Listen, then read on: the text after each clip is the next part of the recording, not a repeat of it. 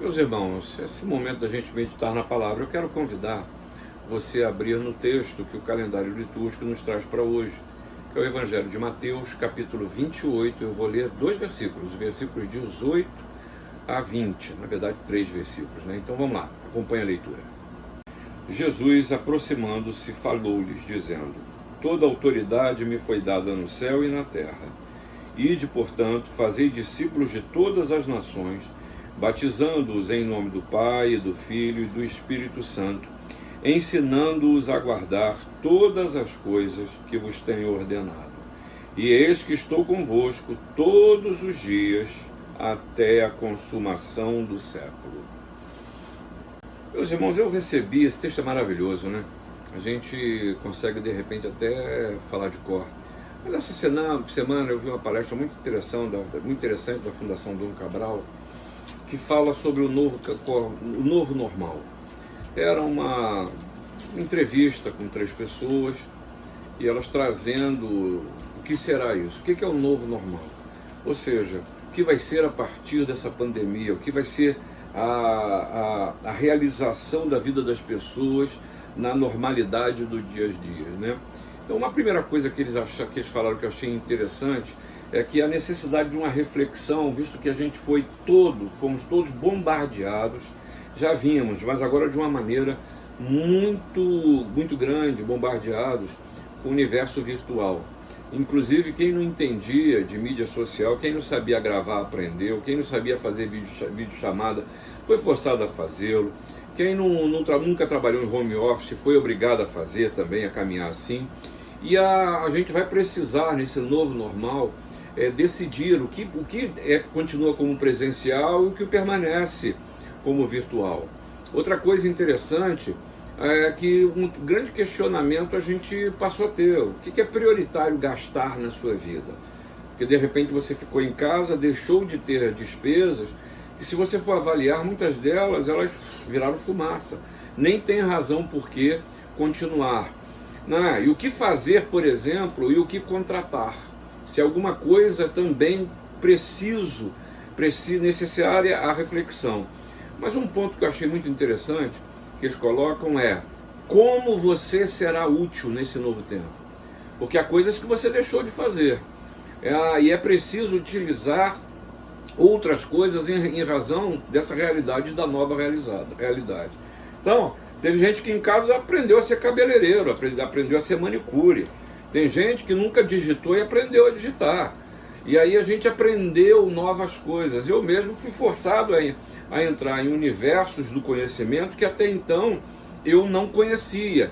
Então a gente precisa refletir sobre esse novo tempo, porque aqueles que continuarem achando que vão viver a mesma vida correm o risco de sofrer sérios impactos, não só emocionais, mas também financeiros.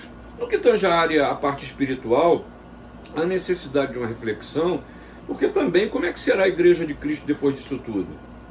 E não se assusta com o que eu vou falar, não. Os espaços de adoração, os nossos templos, eles foram pulverizados, eles perderam o sentido agora.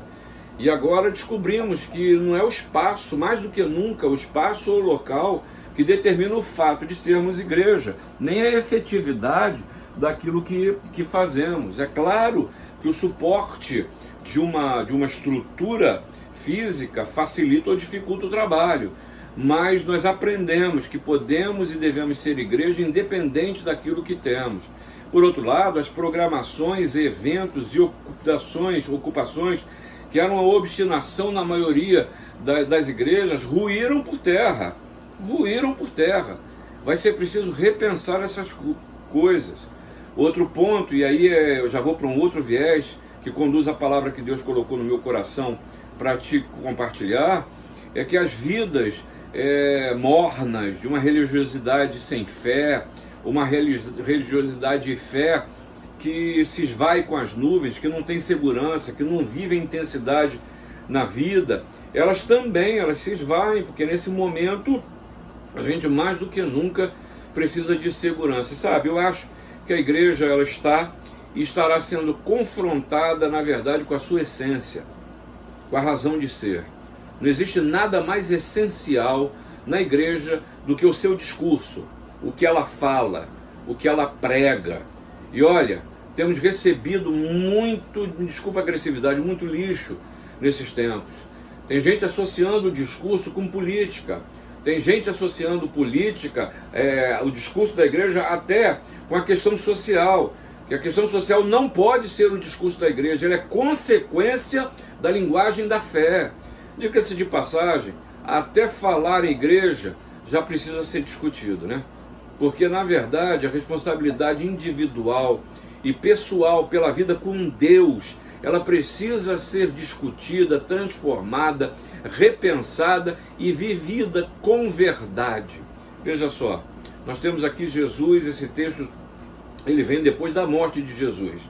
E esse momento, ele está relacionado com a aparição de Jesus aos discípulos, e a gente vê a reação à vista de Jesus. Diante de Jesus, os discípulos, e você sabe bem, você vê isso completado ou complementado pelos outros evangelhos e pelo livro de Atos, o discípulo ele só pode ter duas reações. O verdadeiro discípulo, ele só pode ter duas reações diante de Jesus. A primeira é a adoração e a segunda é a ação. Por isso, esse texto que lemos é chamado a Grande Comissão. Ela é registrada substancialmente nos evangelhos. No evangelho de Marcos, ele ressalta a necessidade de ir por todo o mundo e pregar o evangelho a toda a criatura.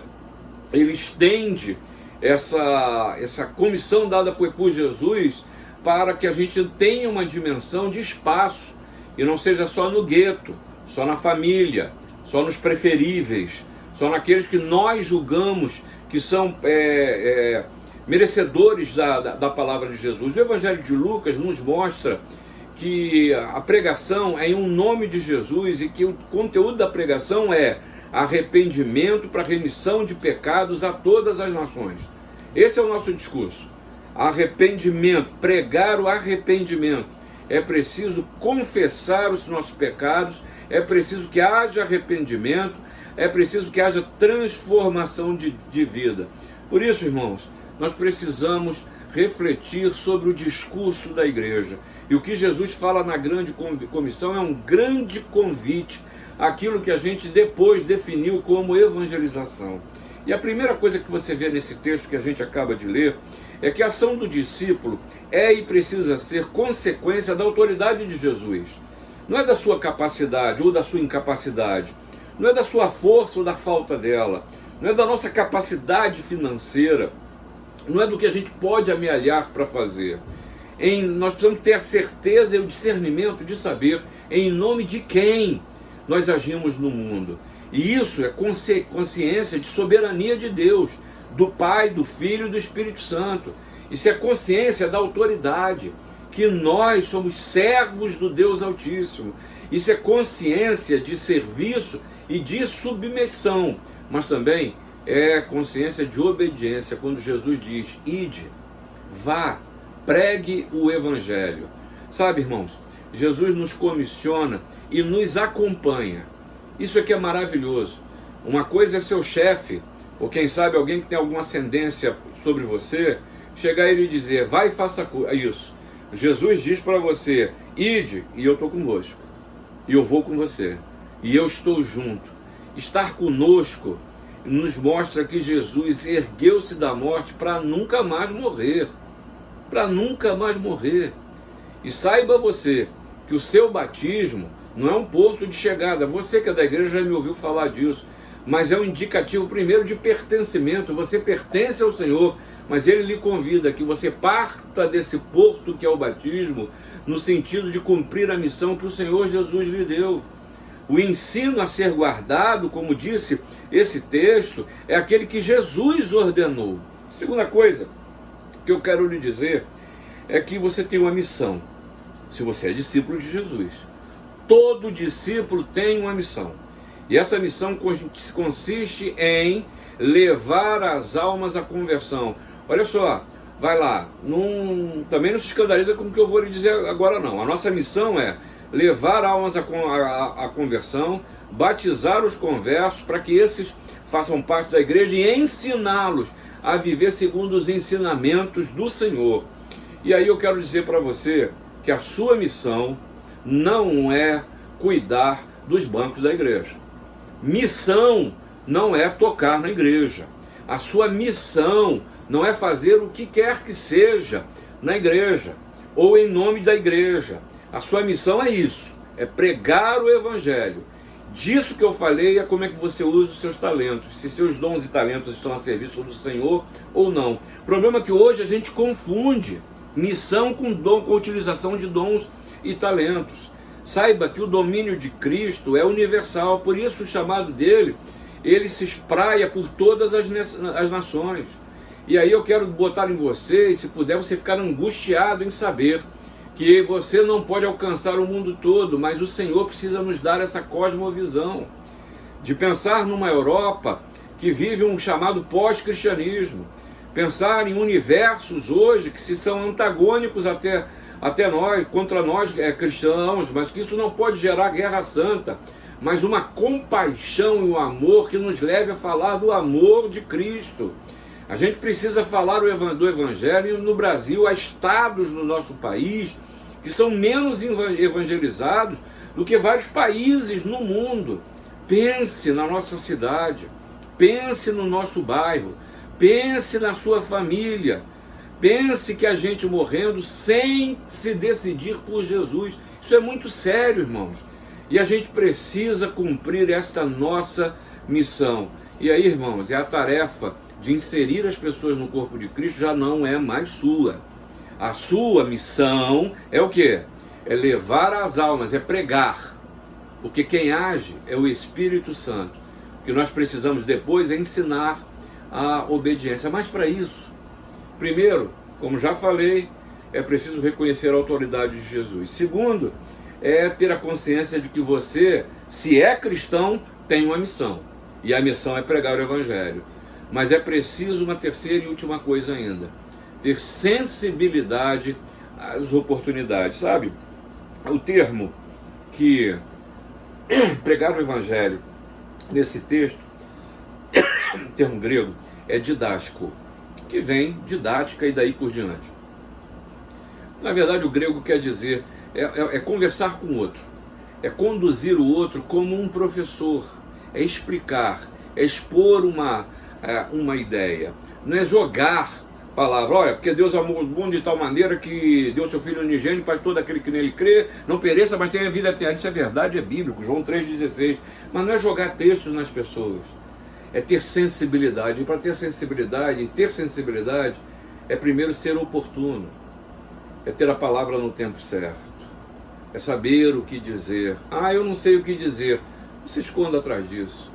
Deus lhe deu uma palavra que pode abençoar vidas, e nesse tempo de tanto sofrimento, tenha certeza que tem muita gente precisando de uma palavra de consolo, de carinho, de esperança, de fé.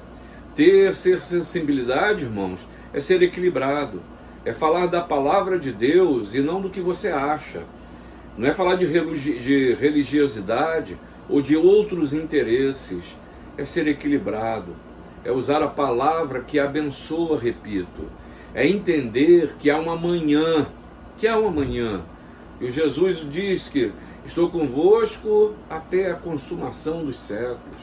Que há um amanhã, que tudo não se acaba aqui. O Senhor Jesus vai nos levar e nós vamos viver com Ele a eternidade. Nós precisamos viver como cidadãos da eternidade. Sabe, irmãos, fazer discípulos de Jesus é a sua tarefa. Você não pode fugir. Você não pode se negar. Igreja que não evangeliza morre. Alguém já disse isso. Sabe por quê? Porque ela revela que não está ligada à verdadeira fonte da vida. E aí, meus irmãos, eu quero já caminhar para a conclusão lhe dizendo o seguinte: a ênfase da grande comissão desse texto que nós lemos é Jesus, não é o fazer. É Jesus, que se torna uma realidade tão grande na minha vida que eu não posso calar, eu tenho que dizer para as pessoas. Eu tenho que ver uma pessoa sofrendo e dizendo, se ela entendesse o que é Jesus na vida, ela aceitaria a paz de Cristo que excede a todo entendimento. Sabe que essa ênfase ela é decisiva para o espírito evangelizador, para fazer missões, porque só há salvação quando os projetos estão subordinados a Jesus. Quando a evangelização se torna a maior preocupação do homem, O resultado final, na verdade, é um egocentrismo religioso. Quando a maior preocupação do homem, na verdade, é Cristo ressurreto, aí sim, aí é a vida. E esse é o novo normal. Esse é um novo normal para você. Pregar o Evangelho não como um projeto, mas como alvo de vida. Falar do amor de Cristo com tanta necessidade e intensidade, porque você sabe que disso depende a vida ou a morte de alguém. Deus te abençoe e Deus te use.